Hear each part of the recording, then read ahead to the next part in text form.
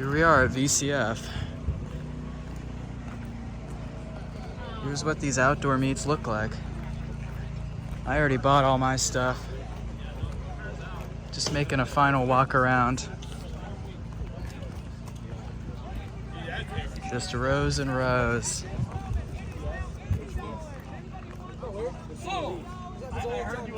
Yeah. I mean, the PCI cage, it depends on what's in there. It's a dual head video. No dock. I'm not sure if I even really want a duo. Blue and white graphite.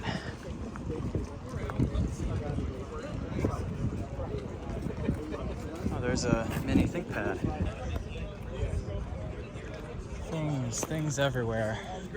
I could fill up 3 basements with desktops if I collected desktops.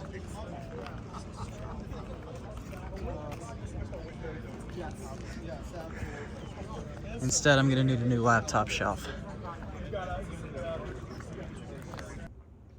Remember this floor? Because it's the floor at my grandparents' house, who are much closer to the swap meet than I am. And we're gonna be back here testing stuff that I bought. It was a great meet, just like the last two, and I got a bunch of cool stuff. Now, I'm not gonna be testing everything here because I can't. This time around, I have a lot of custom chargers I'm gonna need to build, but I can test some stuff, like this one, which is gonna be dead. I just know it. It's a Winbook XP5. It's a model I've wanted for a long time. Along with the Winbook XP, which is a 486 with the same case. And this door fell off because the clips broke. The sound card is under there. This is an ASE laptop, although I think it's a custom design for Winbook.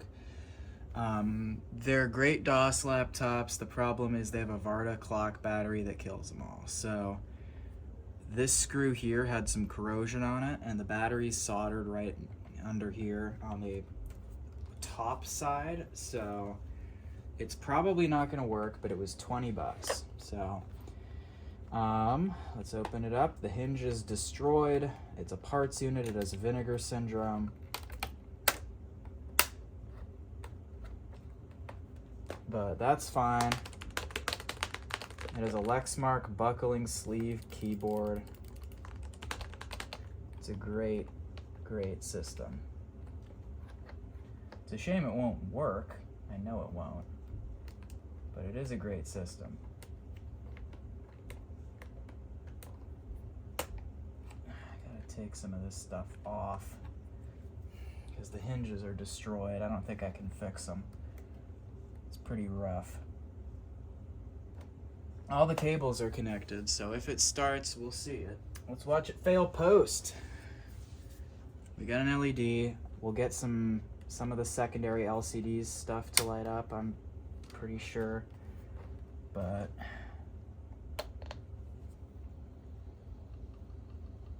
oh my god! Oh my god! Oh my god!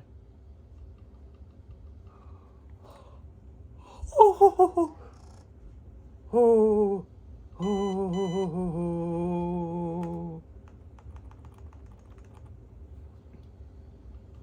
Okay. So we have a keyboard fault.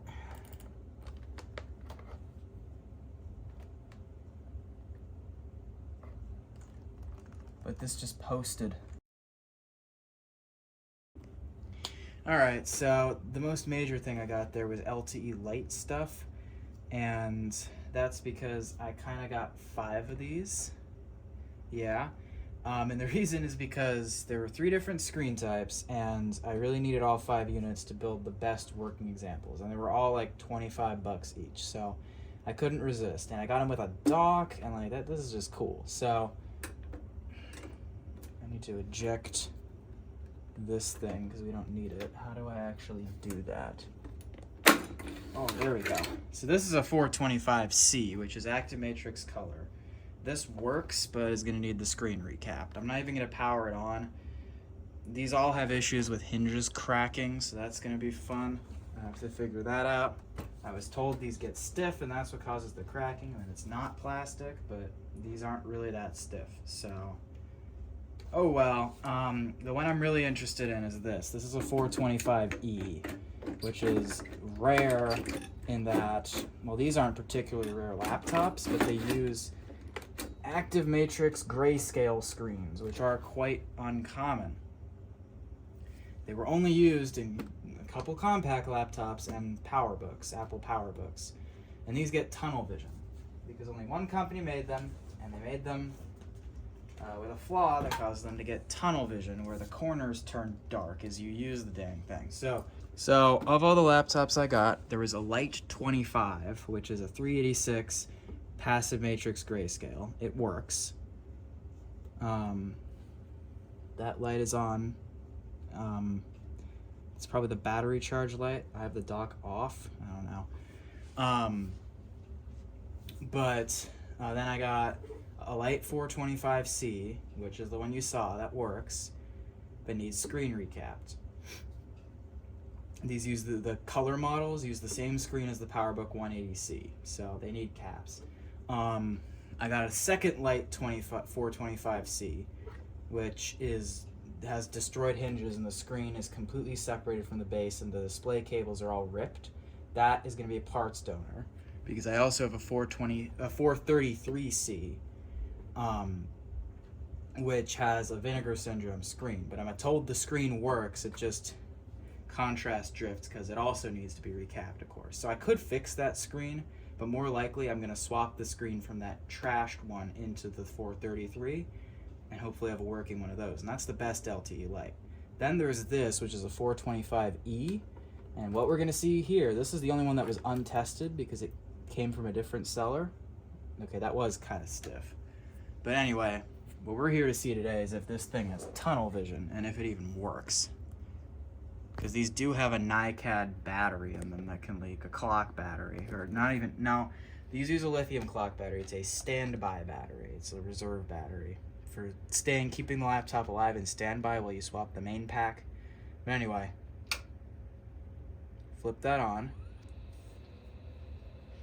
Let's see if it posts. It does. And the screen looks great, but for how long?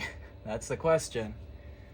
There's, I'd say, at least a 90% chance this has tunnel vision. I'm not exaggerating.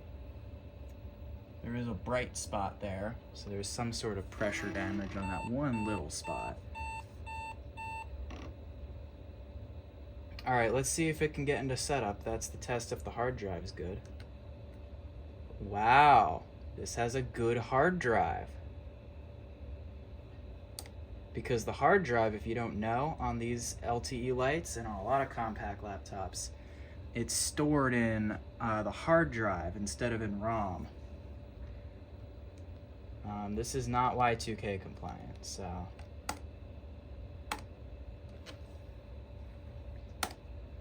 All right.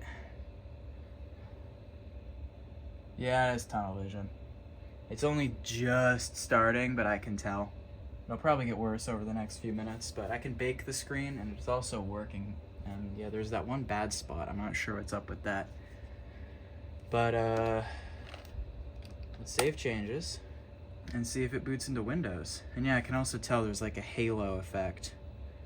That's probably not a great sign. It's sort of uneven. I mean, it could be uneven backlighting, but yeah.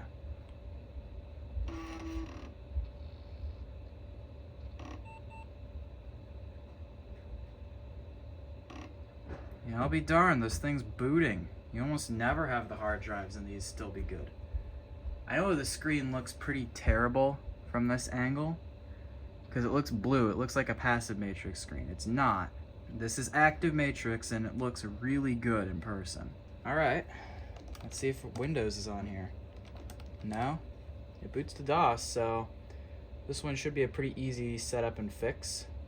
Floppy drive will be dead. They all are. Bad belts. You can't even get a belt. You'd have to make one. Oh, what the heck. Let me see if I can get the 25C to boot. I don't want to keep it on for long with the caps, but hard drive passed self-test. No F10, so this is probably not gonna... Yeah. So hard drive's there, but something's up with it. I don't want to keep this on for any longer because of bad caps, so. Now I'm gonna go grab the other LTEs and we'll see what they do. Or at least the ones except for the one really bad one. Alright, here's the 43C, which again I'm told works, but has bad screening. Okay. Hinge is pretty loose on this, so not stiff at all. I mean, not like too loose. There's the vinegar syndrome screen. Hard drive is stuck. And the screen's doing crazy stuff, so we're not gonna go any further. So, yeah. At minimum needs a recap. Probably short circuits, if I had to guess. Here's the 386 light. Now I'm told these grayscale passive matrix lights aren't supposed to have cracked hinge issues, but this one has a stress crack starting to form, so I've also been told these 386 lights won't work with dead clock batteries. Okay, well I saw this power on at the meet, so you're not gonna get away with no powering me now. There we go. That's a Connor hard drive, but I can't tell if it's stuck or not. It claims to be able to enter setup. Alright. Oh. Huh. Hard drive spun itself down. But it's in setup. That's weird. I mean, the hard drive seems to be dead, but I'll give it a chance. I mean, it's a Connor though, so it should be an easy fix.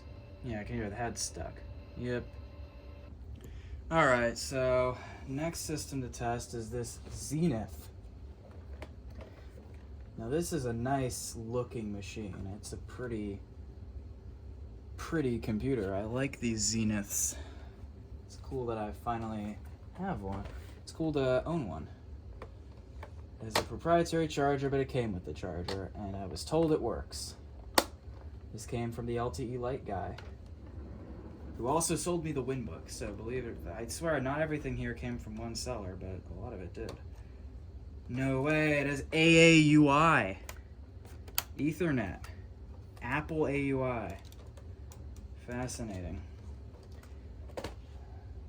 This is TFT. It'll be interesting to see if it's a sharp screen, because then it'll need caps. Keyboard's here. It has no input device, so it's a bit limited in that fact. It's a 4625 megahertz, 425 LNC. That's the model. Another proprietary charger to add to the collection. Hey. Here we go. It's definitely a sharp LCD, and I can already tell it needs caps. So, time 12/32.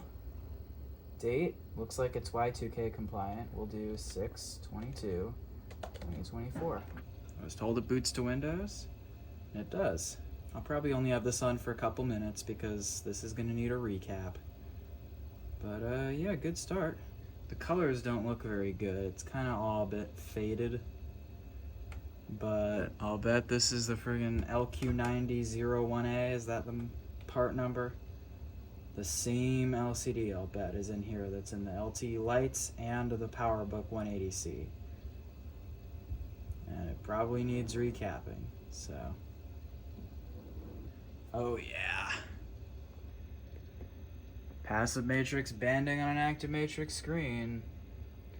I can't have this running for too long. Doesn't have the J mouse like some of the Zeniths did. So for now we're gonna shut this guy down, and it will see the light of day again when there are new capacitors on its LCD. So that's pretty cool. Power management. Good job, Zenith. All right. What about another Zenith? It was free. It's a Freeneth. That's a free Zenith. This is an I don't know. It's a Compal. Belonged to a CE. I can't pronounce. Japitsky. I'm not sure. It has packing tape around the hinge, so that's a bad sign. Hinge sounds terrible. It's a Z-Note MX. Alright. Fun. It's a Pentium. Has sound.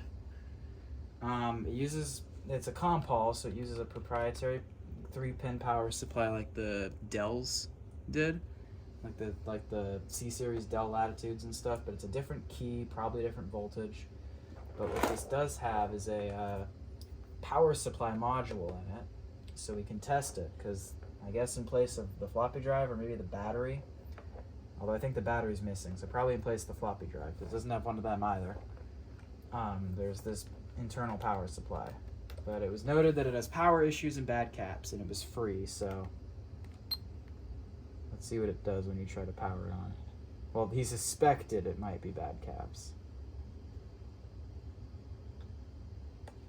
Well, it has vinegar syndrome. So let's see if we can tune in the contrast. We can. And it's only on the back layer of the polarizer. So, gosh, good thing that STN film is available now. It's a Pentium 75. I mean, it was free, so if it's free, it can be allowed to have vinegar syndrome. Let's see if it gets any further. I'm surprised we got this far.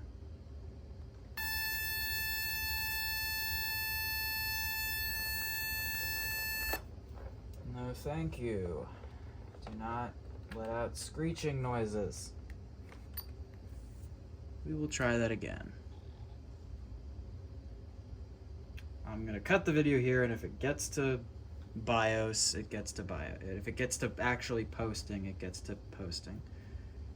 The hard drive initialized, so I'd like to see if I can get it to boot.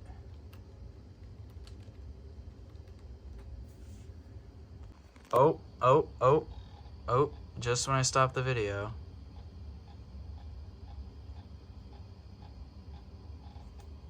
Hard drive sounds sad.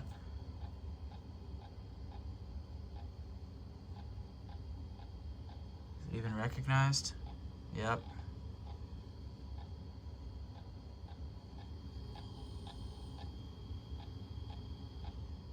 So, it needs a new hard drive and a new screen or a polarizer film replacement.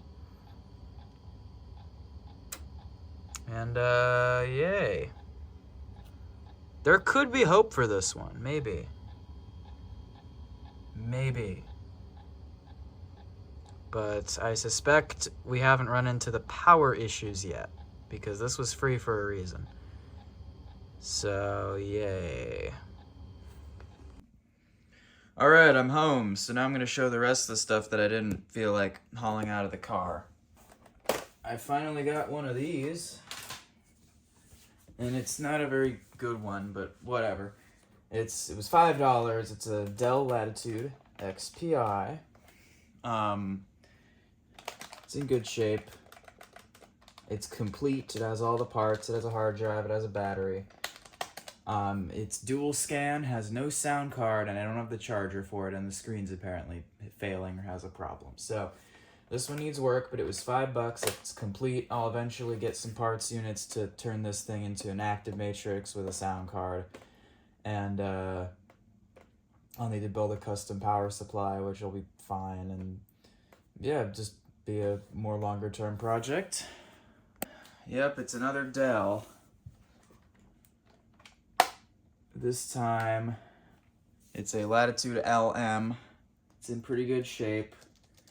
It's in an unknown condition. I have a charger on order, and hopefully it works. These do have issues with the hinge plastics around the hinges stress cracking, so This one will probably need epoxy at some point, but it's actually intact right now, which is surprising. And the cracking noise you heard when I opened it is this bit here that got like melted or dented. So it's clipping on something, but yeah, it's in good shape. Except for the lid. Something happened to the lid. This here is just wasted potential in laptop form. It's a Gateway Colorbook 2. Pretty uncommon machine.